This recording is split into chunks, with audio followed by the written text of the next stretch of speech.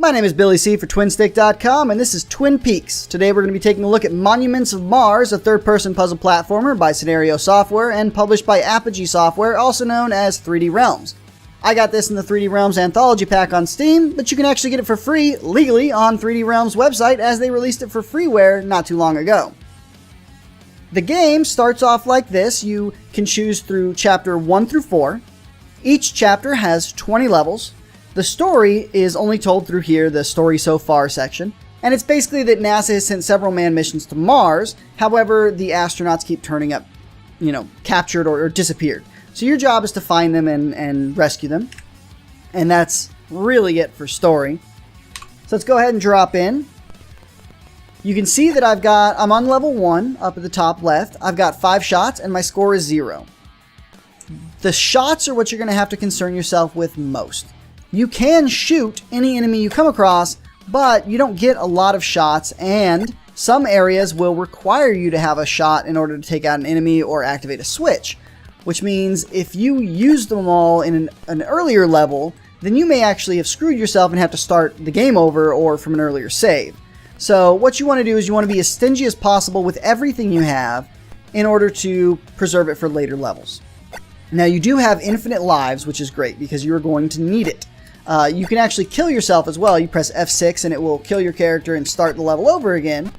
And that allows you to restart it with everything you had when you first came in. So if you had 8 shots when you entered a level, like right now, I have 8 shots and my score is 8850. So if I fire at this guy and then I die, I still have 8 shots and I have score 8850, which is great. It allows you to keep playing the level over and over and learn what you need to do without, getting screwed after, you played it 8 times and you've used up all your shots and now you're just screwed, period. But again, you can get entirely screwed if you are not careful when you go to the next level. If you use all your shots in one and you go to the next one, it actually requires you to shoot, well, then you're done. The game's graphics are obviously old. They're not Atari bad, but they're getting there. There's actually only 3 colors in the entire game that I can see: red, yellow, and green, which is not the most appealing combination, but what they've done with it, they've actually done fairly well. There are several different enemies, and if you look, there are some little details, like on our hero's helmet right here. He actually has kind of a shiny helmet, you can see. It's got some shading on it and everything. And then you can actually turn toward the camera, turn left and right. You've got your guy's gun on your back. There's some what looks like runes on some areas like this. It's not bad for what it is, but for the time, they could have done better. There were games doing better at that time. And so I don't think it's the prettiest game, but it's far from the worst I've played. Now, the music you're hearing in the background, that is not the music of this game. This game actually has no music whatsoever. So I'm actually playing the 3D Realms Anthology Pack I think they called it re-rochestrated soundtrack that is available on Steam when you buy this anthology. And that's actually really enjoyable. I will cover that when I do my review of the Anthology Collection, which will be coming hopefully soon. But I'm going to be doing quite a few of these mini reviews, these Twin Peaks, for a lot of the 3D Realms games that came on the Anthology Pack. So you can keep an eye out for that.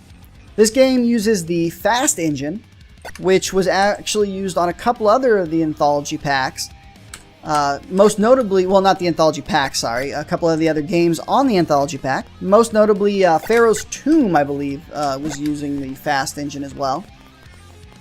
So that's another one we may cover. The game itself is pretty decent. It's not great. It's an old school puzzle platformer. So there's a lot of annoyances, but there's also a lot of fun if you enjoy that kind of thing. The main thing that I don't like about the game is that it doesn't always tell you that something is a switch. And what I mean by that is there may be an invisible block that you have to walk on in order to make a block disappear or make a block appear or anything like that. So for instance, this room down here, when we drop down, one of the blocks is going to disappear. And that will allow us to eventually get out. But if you don't know that going in, say these blocks disappeared. Now, if you didn't know that was going to happen when you started this, you may feel like you're screwed now. And now, what do? I can jump down, but if I walk all the way over here, it actually creates more blocks up there. It's not awful, And they generally put these little blocks in areas that you're probably going to walk anyway, especially after you've gotten frustrated. But there were a few times you'll see in one of the later levels, I have played through this up till level 16 or 17. So you'll see that when one of the later levels, there are times where it's just not intuitive. And in a puzzle game, everything should be intuitive. You should be able to logic out everything you need to do to beat the level. But that's sadly not the case here. Sometimes you just kind of have to take a leap of faith and hope that everything works out for the best. I'm wasting all my shots on this level, but that's okay. Sometimes you got to do it. So we've got our card. The main thing you're doing is you're getting the card to open the doors to go to each new level. To do that, you're killing enemies, you're solving kind of puzzles, but you also have to hit these switches like this. Ooh, that guy's going to shoot at me? Okay.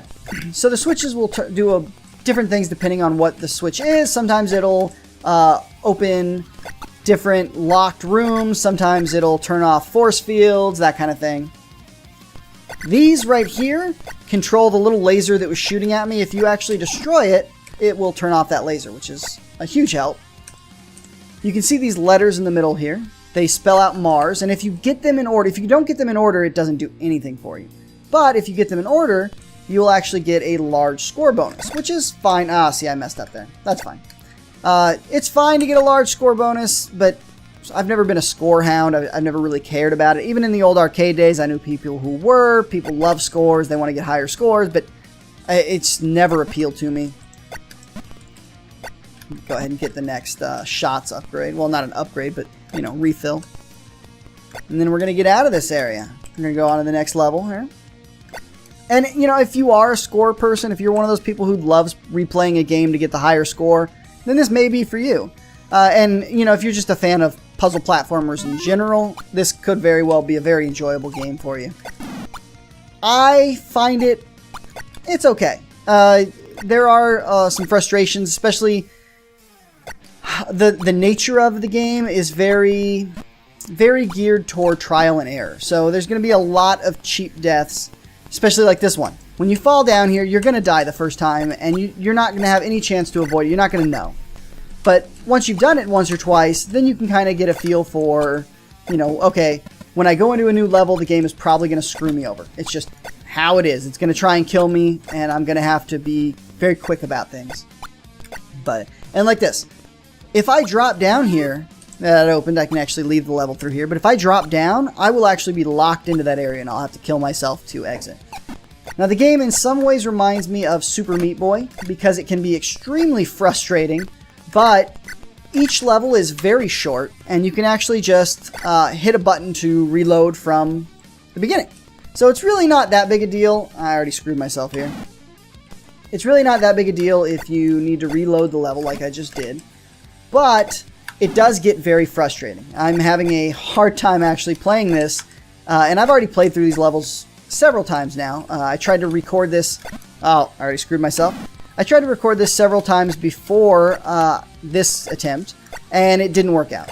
A couple of times I didn't hit record on the video, a couple of times I didn't hit record on the audio, and it turned into a whole big fiasco. But even still, I'm having to stop myself from cursing, because I tend to want to curse when I am frustrated, especially games like this, Super Meat Boy, things like that. So it's very difficult for me to control that. I did 6 years in the U.S. Navy, so it's kind of in my blood to curse when I'm frustrated. I think it's in a lot of people's nature, but we're trying to keep this very family friendly.